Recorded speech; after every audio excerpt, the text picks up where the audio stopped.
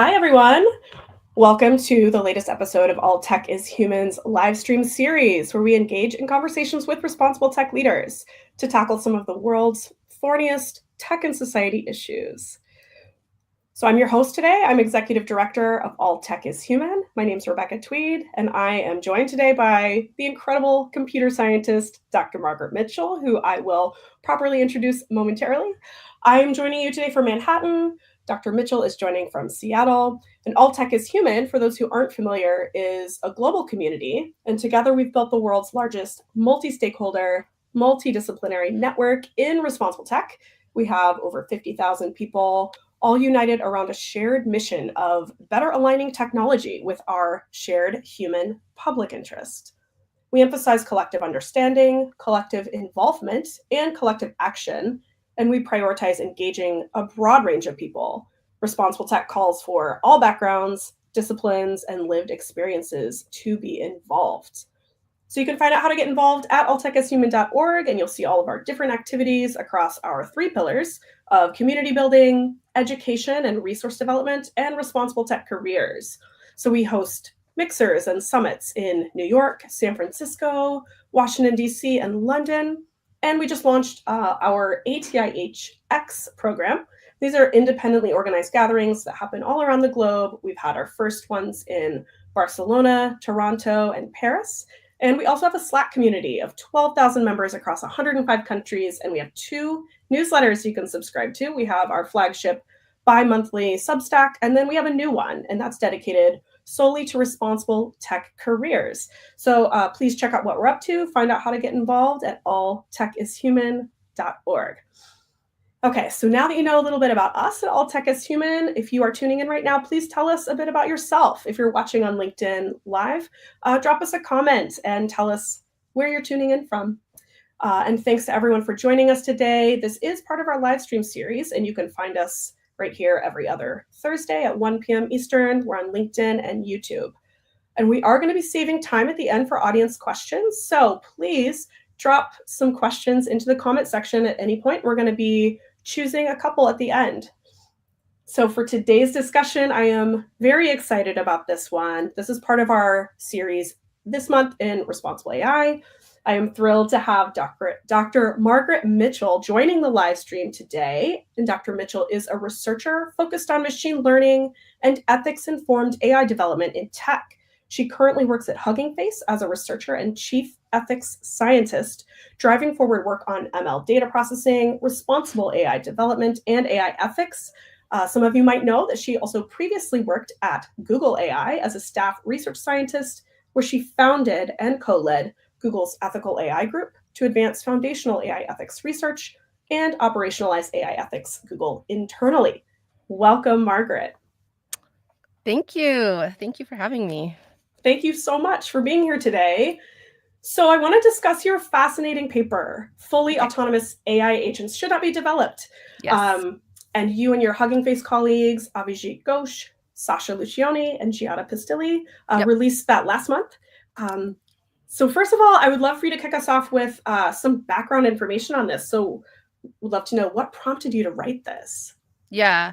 So I have the great privilege of working on ethics within tech. And what that ends up meaning is figuring out how to break down problems into different kinds of values, the different values at play, both in terms of the developers at the table and the sort of value proposition, what this technology can provide. And so within that role of, someone operationalizing ethics, I look at current technology and then I look at it through the lens of the different values and sort of think about for each sort of value, what are the benefits, what are the potential risks, this kind of thing. AI agents were quite clearly emerging as a very exciting new area for a lot of people in tech. And so, sort of within my role operationalizing ethics, it was important for me to take a step back, understand what this technology was. I did a deep dive into the history of what agents are and that kind of thing. And then take a look at what's happening right now, how people are using the term, what it is, and then break it down into kind of the different ethical values. And that is really interesting to people right now. Like a lot of times when you work on ethics, it's super boring. People don't care. But in this case, people were like, oh, we should write something about this. Like this shouldn't just be internal discussion, like we should actually like put something out. And so we decided, okay, we can do this ethical thinking, break it down, like put it out in a paper. And what's more, we could actually take a position. Like we could put forward something that's come out of this research that otherwise we might just be discussing amongst ourselves, but like could be worth putting out there as food for thought in order to shape how we develop things. So there was like a lot of excitement, Hugging Face internally. And so, a bunch of us got together who had been talking about it. Avijit Ghosh in particular was like really pushing for making some of this public. And then we put it out and then people were interested. So that was super exciting. Absolutely. Yeah, I was fascinated by it. And then I've seen a lot of press pick it up. So really cool to see that. As you mentioned, agents are, it's a buzzy concept. There's a lot of marketing money behind the term, and there's a lot of definitions being thrown around. Yes. And so I appreciated that you give a definition in the paper. And just so we don't get like hung up on any mismatched definitions, can you share with us, how do you define fully autonomous agents in the paper? I actually don't want to misstate this. So based on how people are using the term now, the term AI agent, a definition we came up with that we think encompasses all of them is computer systems capable of creating context-specific plans in non-deterministic environments. It's a bit of a mouthful. I can like dig into that more if it's helpful, but at a high level, like that's the one sentence kind of definition. The environments are non-deterministic. You don't know exactly what's going to happen. And yet an agent can figure out what to do that is specific to the situation. Thank you. Okay. Mm-hmm. The next thing you talk about in the paper, you describe these levels of autonomy. So I would love it if you could like talk through that a little bit for the audience. Yeah, so we were noticing that, like, to your point about the term agent being buzzy, the term was being thrown around a lot, and it wasn't immediately clear to us that this wasn't just like a hype thing, that people weren't just kind of like rebranding language models, large language models, which have recently been shown to be quite successful on benchmarks. So we kind of started sketching out the different technologies that were being put forward as agent or agentic technologies. And we realized that like some of it is kind of hypey, like rebranding of technology, like chatbots essentially. But some of it is fundamentally different. And there is sort of increasing levels of autonomy corresponding to the different ways the term is being used. So like at the lower end, something that is essentially non-agentic is something like a chatbot. At the higher end is something that we call fully autonomous, which is a system that can create and execute its own code without any human oversight, without any constraints. And then there's all the things in the middle. So we break it down into some basic levels, but they're essentially just points within the spectrum. So there's routers. That's like the second level, which is where a human defines like how functions are done and the system defines when they're done. There's tool calls. That's one level further in autonomy. And that's when a human defines what functions are done and the system defines how they're done. There's multi-step agents, and that's a bit more autonomy. And that's when the human basically says what functions exist, and the system can say which to do, when, and how. And then the final level is the fully autonomous system, where a system can write and execute its own code and sort of move around in the world or the digital world based on just its own internal model, as opposed to anything a human has specified. And most of the people who are tuning in from our community will already have a pretty strong understanding of what the ethical considerations are around AI. But agents tend to combine these issues with autonomous decision-making systems, with Gen AI chatbots in pretty interesting ways. And the paper touches on some of these additional ethical dimensions that are introduced with agents. And I'm wondering if you could talk about what some of those additional ethical dimensions are. Yeah, so in the paper, we break down a ton of them. I think the ones that might be sort of most relevant to bring out in sort of like this speedier sort of situation would be the dimensions of flexibility and interoperability, as well as the dimensions of security, privacy, and safety. So these are all different kinds of ethical values, things that we sort of want in technology or would like to have positive things about in technology. And so on the sort of positive side, interoperability is something that agents offer in order to be able to connect to lots of different systems. So if I have a system that I can just talk to in a chat interface, and then it can go to my email or to my calendar, whatever it is, that means it's interoperable with all these different things. So that's like a really cool value to have. That gives it flexibility, which means that there doesn't need to be like a very specifically defined set of domains it can interact in. It can actually start moving out to other domains based on different things that it's learned in its sort of training. So those are interoperability and flexibility. And then I would also just want to add that one of the values I really like is assistance. So I come from a background that has looked a bit at assistive and augmentative technology, and I see like very clear potential for AI agents for that domain to help people who have like different ability statuses sort of get on a level playing field with respect to everyone's ability. So there's the AAC sort of dimension, and there's also general assistance dimension, just like, someone to summarize notes for me. This is like a kind of thing that people are familiar with now.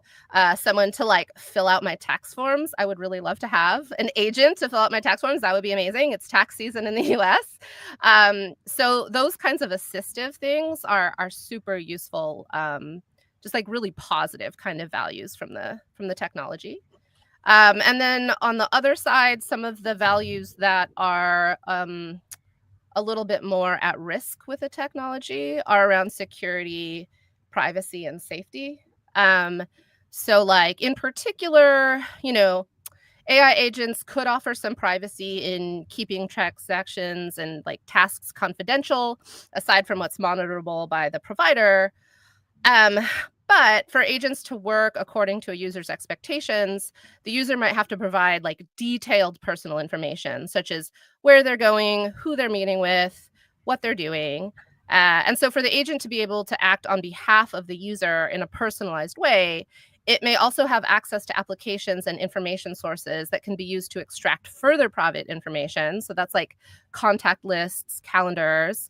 And so users can easily give up control of their data and private information about other people in order to have more efficiency in their tasks. So if there's a privacy breach, the interconnectivity, the interoperability of different content brought by the agent can make things so much worse. So like an agent with access to phone conversations and social media could share highly intimate information to the world, even posting as you.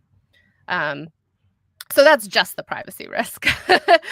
I don't know if you want me to go into like the safety and security ones as well. I mean, they're pretty similar. Yeah. Well, and I would say I would love to actually get into that in a little Yeah. bit. The privacy concerns that you bring up, like these trade-offs, are incredibly important to be weighing, like as we're looking at these issues. So I really appreciate you spelling that out, and I also appreciate how. On the one side, it's a positive. The interoperability leads directly to potential negatives with privacy. So yes, and I definitely want to get into safety and security in a little bit. The bulk of the paper, you have this really excellent taxonomy that you build around what these risks are. You talk about the inherent risks that are present at all autonomy levels just due to the limitations in an AI agent space model.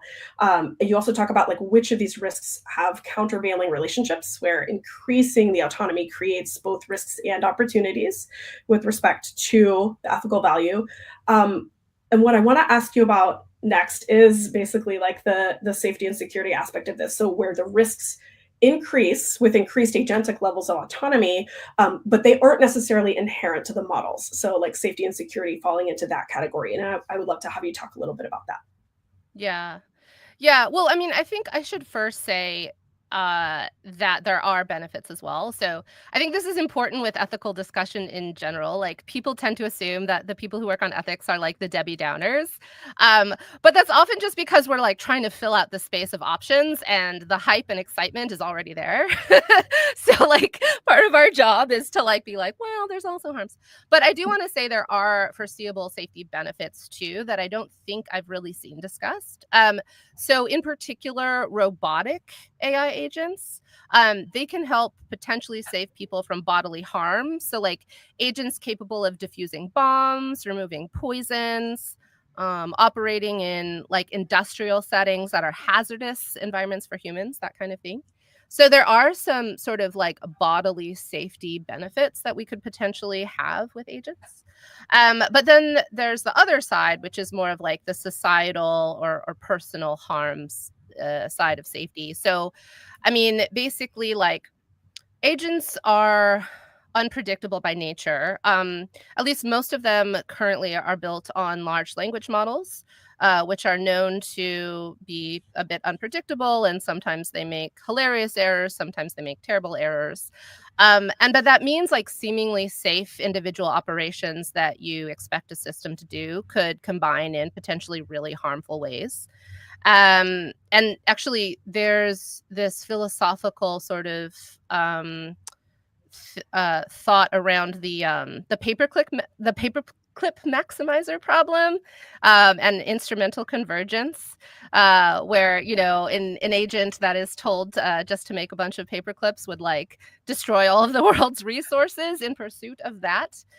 So there's like a bit of that kind of thing at play here, where the system isn't going to have access to like everything in the world that might be important to humans, and it could never really understand that.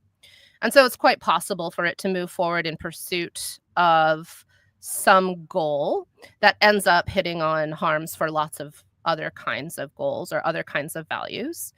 And so like basically it's not necessarily clear what guardrails we should put in place in all cases, because we can't foresee all the ways it might act, right? So like LLMs are a bit unpredictable, agents are goal directed, and so we need to figure out sort of what guardrails we might put in place in light of the foreseeable outcomes of the things we ask it to do, but it's hard to foresee it. So there's these sort of safety risks of like things that we don't expect happening. So that might include, just in a very basic like harm situation, posting on social media as someone and creating reputational harm.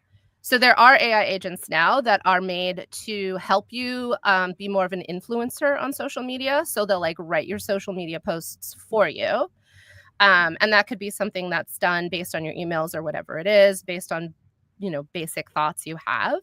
But given the unpredictable nature of the language models underlying AI agents, you could see this becoming something where an agent posts on social media generated deepfake images of, non-consensual intimate imagery or this kind of thing, like posting as you.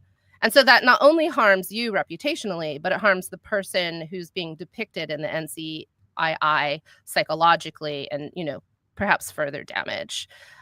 So there's a lot of trickiness there in that sort of safety domain in particular. And then there's also the fact that because agents are essentially developed to operate similarly to humans, so like with human-like privileges, some agents now can even like move around on the screen and like click. So like it could are you a robot? Those little those little like click if you're not, like agents can do that now. They can click that they're not a robot. They could potentially do CAPTCHAs. And so like traditional authentication mechanisms or like verification that something is a human, those kinds of mechanisms won't actually work for the modern wave of AI agents. And so some of the guardrails we already have in place for security aren't quite sufficient. So there's quite a few risks kind of at play there, all interacting with the fact that our technology hasn't really caught up to the foreseeable risks of, what might come out of this kind of thing. And so, yeah, I think there needs to be a lot more work just thinking through what does it mean to have agents moving around in the digital world? What are their behaviors like? And what kind of, guardrails or constraints or operation mechanisms should we be putting in place in order to constrain the kinds of things that they can do? Yeah, like some of the risks that you mentioned that are already foreseeable, Right. where's that, what kind of progress is being made in the security community, for instance, and then there's all the unforeseen risks, things we have not fully thought through. Yeah. Yeah, one of the things I really appreciated in the paper, and in the position that you take, that fully autonomous agents shouldn't be developed, is that has implications for the type of AI that a lot of the foundation model developers have stated is one of the goals of their research and Yeah. development, and that, of course, is AGI. Yeah. And you had a fantastic interview last weekend with Justin Hendricks of Tech Policy Press on this topic of AGI. He's And awesome. yes, I really enjoyed the interview that you did. But in this paper's summary, you mention fully autonomous AGI should not be developed and that humans should always maintain some level of control. And I also appreciated about the paper that one of the goals of the paper is that, the distinctions that you provide across those different agentic levels, that could help inform future AGI goals. So I would love to have you maybe say more about that, and is there a role for Hugging Face to play in trying to achieve that goal? And is there a role for the community to play, like, in achieving that goal? Yeah. Yeah, there's a lot to unpack there. So like in the paper, we specifically keep AI agents and AGI as two separate entities. I think we do mention, and for whatever it's worth, some people working on AGI do see agency, or at least something like the AI agentic levels, as a part of AGI. Um, I kind of take a different stance about AGI in general because I don't know what AGI means. Like, I can talk about agentic levels, and so I'm quite comfortable, like, with this paper talking about all that. The thing about AGI, and you're referring to another paper I've written, I did this interview with Justin Hendricks from Tech Policy Press on this other paper, which is about the concept of AGI. The problem with the concept of AGI is that it's not well defined.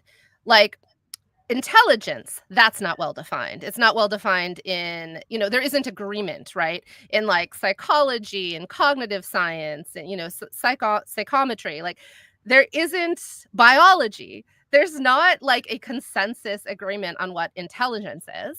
And then for generality, that is a way of just underspecifying the tasks at hand. So like, I know you're not asking me about like I can go off on this for so long, but maybe I should just kind of like TLDR it. Like, I don't feel that AGI is a concrete concept that can be reached in a concrete way. I think it's a narrative that functions to allow people in positions of power to create the kind of technology they want to create. And so I think that it's important to recognize that regardless of what you think about AGI, this idea of something being agentic is problematic. If you are a believer in AGI, or you think it's something concrete, and you think that agenticness or agency, although I kind of want to put an asterisk on agency because that's like another discussion about what that is. But if you think that like autonomy is something that AGI should have, then it's really worth thinking through the kinds of issues that we're talking about in the agentic AI paper, like how can we ensure secure environments that they can operate in. So yeah, I don't want to like propose that that being an AI agent means being AGI or vice versa. Like, these are sort of different concepts to me.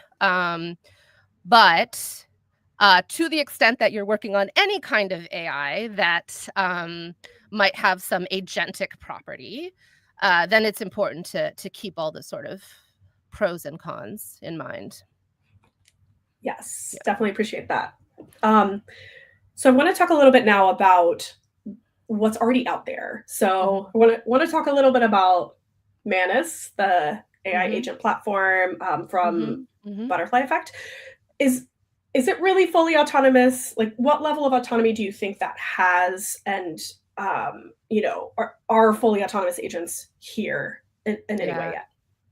Yeah, Manus is super interesting to me because I had like put out all this writing about stuff that was foreseeable to happen in the future that was a bit worrisome, and then Manus just like did all of that.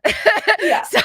So I was like, think twice about saying fully autonomous. Manus comes out, we're fully autonomous. Like, think twice about saying something is general AI. Manus comes out, we're general AI. So it was an interesting kind of like, yes, this is an example of the things I was worried about. I mean, so that said, like, so I don't have direct access to Manus, but like our head of product at Hugging Face, Victor, got access. A few other people that I know got access. And so they were sort of showing me it. And it looks really cool from just the capability angle. Like, you can just tell it what to do, something that's super complicated, like code up this really complicated game for me with like visual effects and like all these interactions between objects, and it like can do that, right? So that's amazing.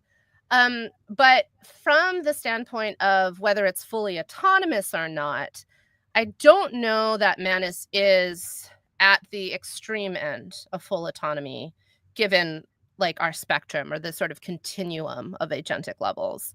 And that's because Manus does the right thing here, which is, as far as I know, which is the technology works in a containerized sandbox environment. And this is something that we've been really advocating for at Hugging Face as well, with the agentic platforms that we've been working on. Basically, because of the safety, security, privacy concerns, you want to be able to have either a Docker or there's another kind of technology, E2B, where the code execution can only happen based on what a user has specified and allowed. And so like you have to declare specifically what kind of imports are allowable, what kind of behaviors it can take, things like that. And so Manus, as far as I know, did that. So although they're saying fully autonomous, and it's some type of high-level autonomy or full autonomy because it can write and execute its own code, it hasn't fully ceded human control. It shows you what it's doing. So it's like part of its explainability or interpretability. It like says, I'm running this command. I'm running this command. You can stop it from doing that, as far as I know. So you see it very transparently what's happening. And then it's also working within like a containerized, secure environment. So it's like a form of full autonomy in terms of like the basic levels, but in terms of the upper end of the spectrum, like the highest type of full autonomy where a person has no control over what happens, it's not at that point. And that's the right decision to not be at that point. Because the foreseeable risks do not outweigh the foreseeable benefits. Yeah. Okay, so I would love to talk a little bit about Hugging Face before we get to some audience questions. There's a lot of good questions in the comments here. Cool. So yeah, I would love to hear what you're up to at Hugging Face. Your job seems incredible, and you are an icon to a lot of people in this space and to a lot of people in our community. So I just want to give you an opportunity to share a little bit about what you're working on and what kind of papers or initiatives you're spending time on. And I've seen a couple of things recently that that look really exciting. So yeah, I would love to hear what you're up to. Yeah, so there's a lot of things going on. Hugging Face is super distributed, and we all have like different ideas and different priorities, and we work together like harmoniously, like for the most part. But that means that there's always like tons of diverse things happening. So I can just try and give some examples of some of the things that I think have been most interesting to the public recently. So One thing is we've released OpenR1, which is an open source version of DeepSeek. So the goal was to try and see, can we create a large language model that is on par with the best proprietary technology, that's on par with DeepSeek, which blew so many other technologies out of the water.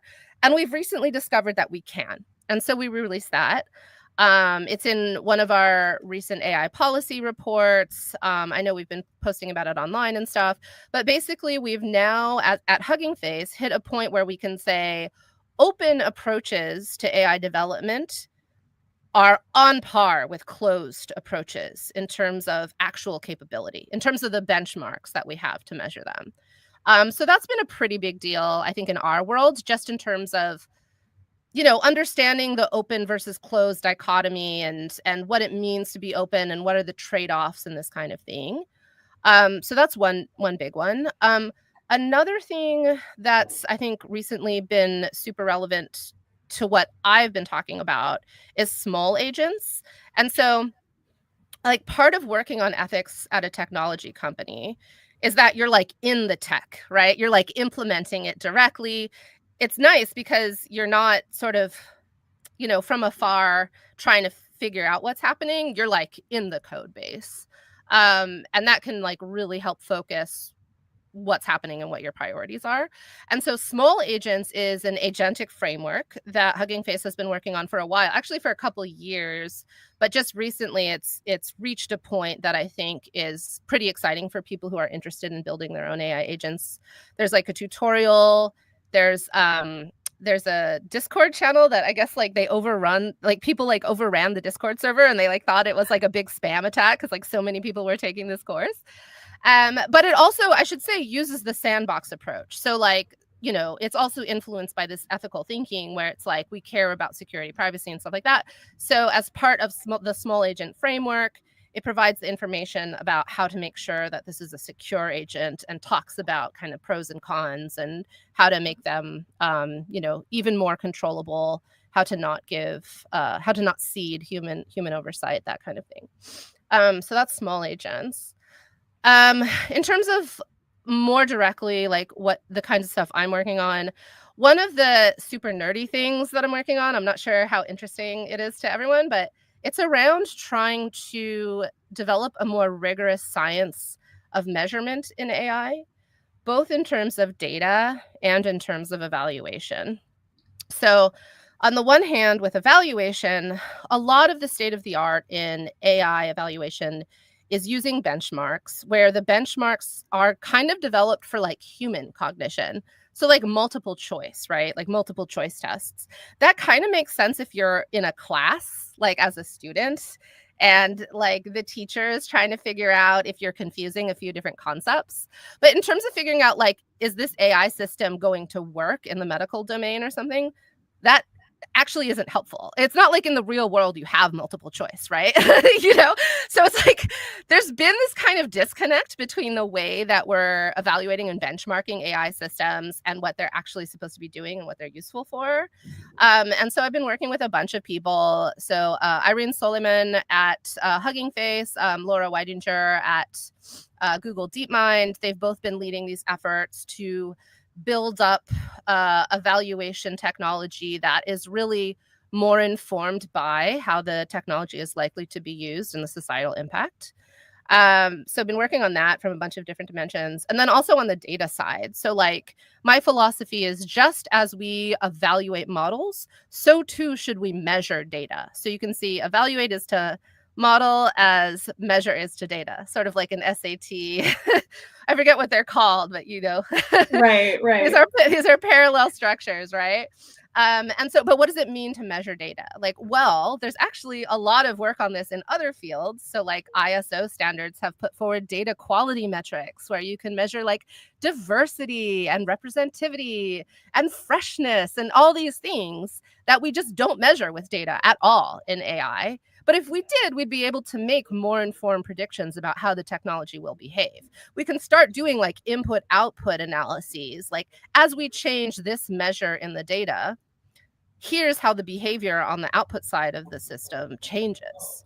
And so I've really been trying to holistically address the fact that we don't have good quantitative metrics and measures for AI, and what we can do to build them up in a really scientific, grounded way that can help us to deeply understand how the technologies should be used, what contexts, and when they're not appropriate to use.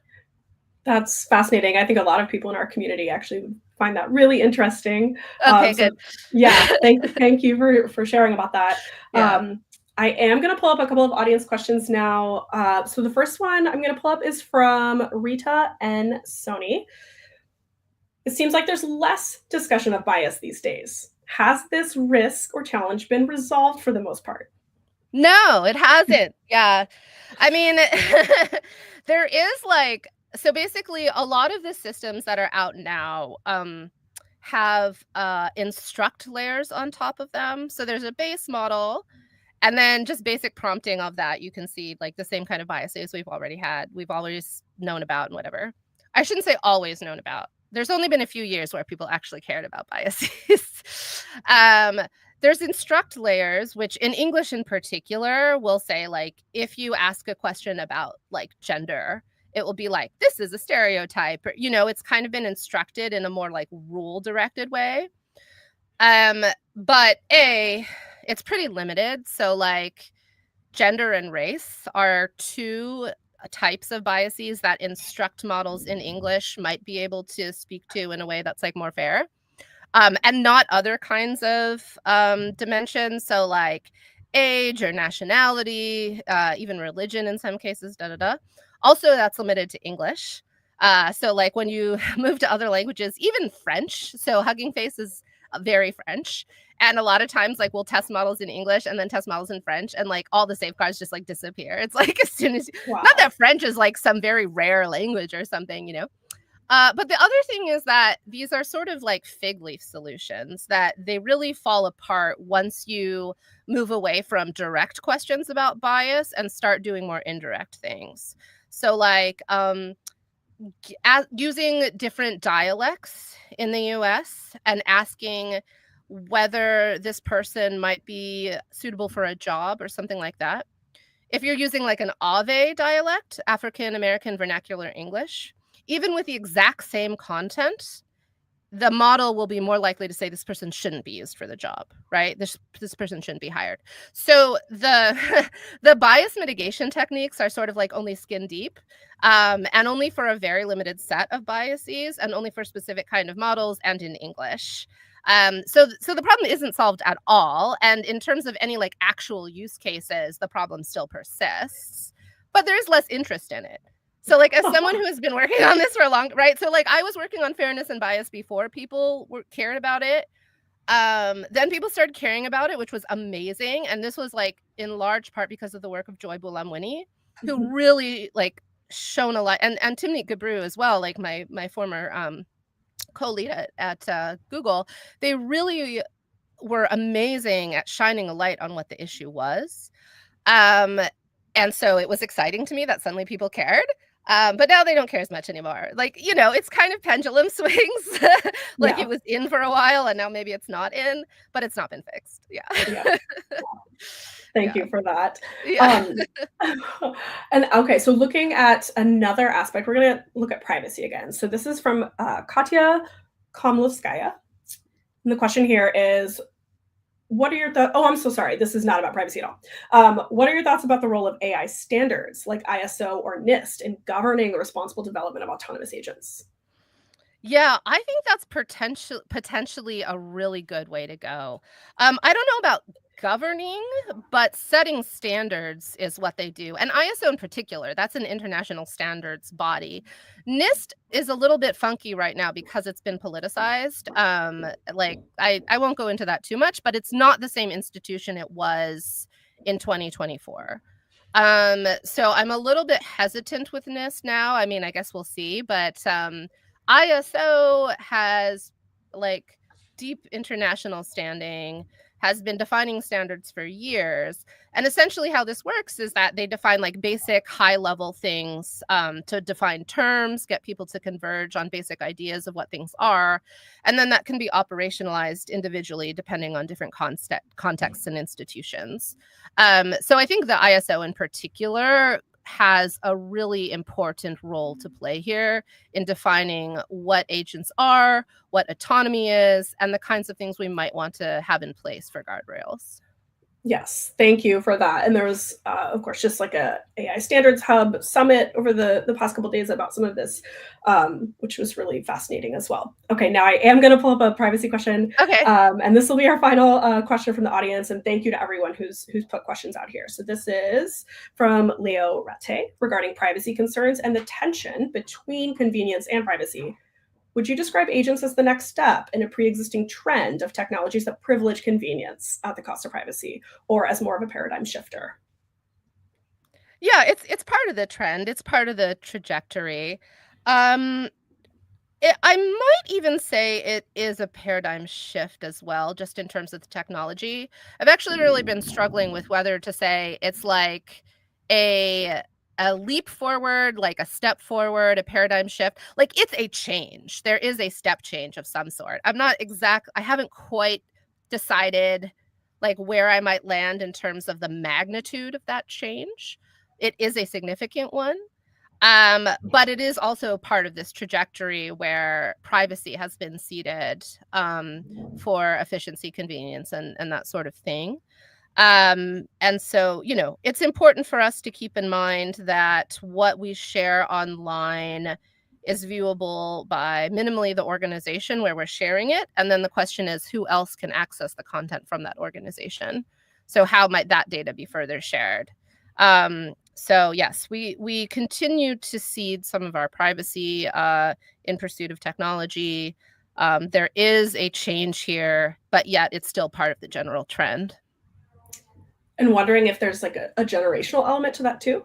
Yeah. Curious, yeah, as we move forward, if that will start to shift as well. Mm-hmm. All right. Thank you so much. This has been incredible. Unfortunately, we are out of time for today, and there are a lot of great questions in the comments that have not yet been answered.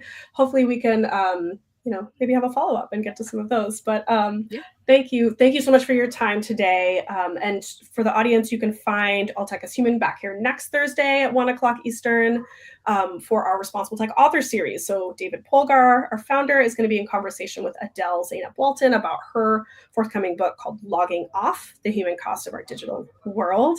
And want to give a shout out to Margaret's LinkedIn and Blue Sky. That's where you can find her work moving forward, and you can keep up with All Tech is Human at alltechishuman.org. So thank you to everyone for joining us today. Thank you so much to Margaret Mitchell for your time and insights.